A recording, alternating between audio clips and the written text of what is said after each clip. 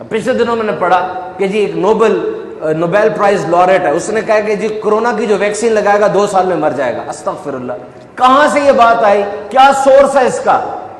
آپ کے پاس ایک چیز ہے، یہ آپ دیکھیں سورس کیا ہے، کس نے کہی ہے، اچھی طرح جب یقین ہو جائے پھر آگے بھیجیں۔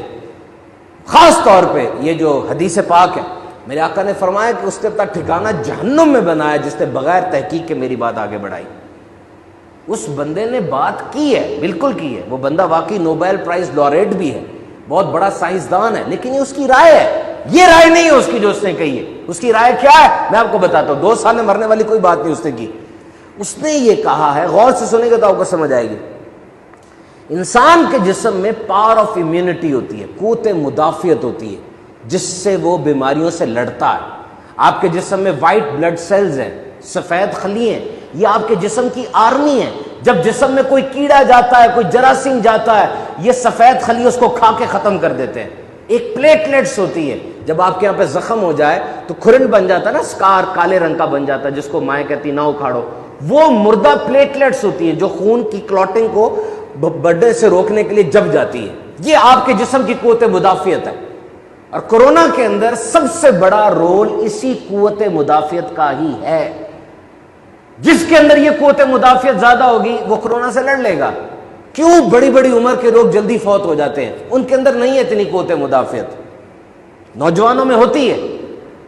اور دیکھو، جب کسی دشمن پر حملہ کیا جائے، دشمن کو پتا سامنے سے حملہ ہو رہا ہے، وہ کیا کرے گا؟ اپنا انداز بدلے گا نا، وہ کہے گا یہاں سے تو گولی آ رہی ہے، سائڈ پہ ہو جاؤ تھوڑا سا، اوہو انہوں نے بھی اٹیک شروع کر دیا ہے، دوسری بندوق لے آؤ۔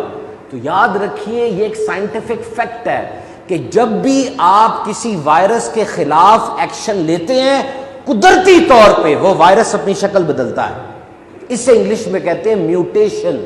اس وائرس کو پتہ چل گیا نا کہ انہوں نے تو اب ویکسینیشن ایجاد کر لی ہے، جیسی ویکسین لگے گی وائرس اپنی شکل بدلے گا۔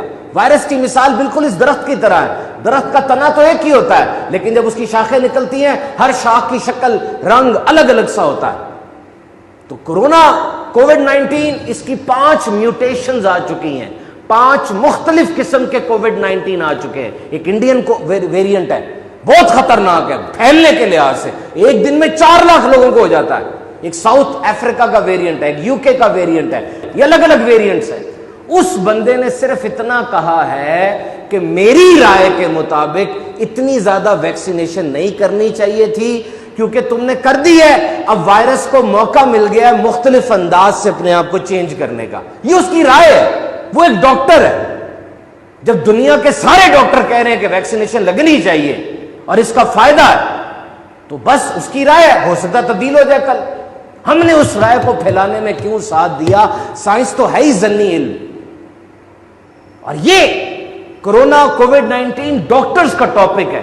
پوری دنیا کے سرجن، ڈاکٹر، ایپیڈیمیولوجسٹ، مائکروبیولوجسٹ، نرسز اس بات پر متفق ہیں کہ یہ خطرناک بیماری ہے جس کی وجہ سے انسان مر رہا ہے، ویکسین ضروری ہے۔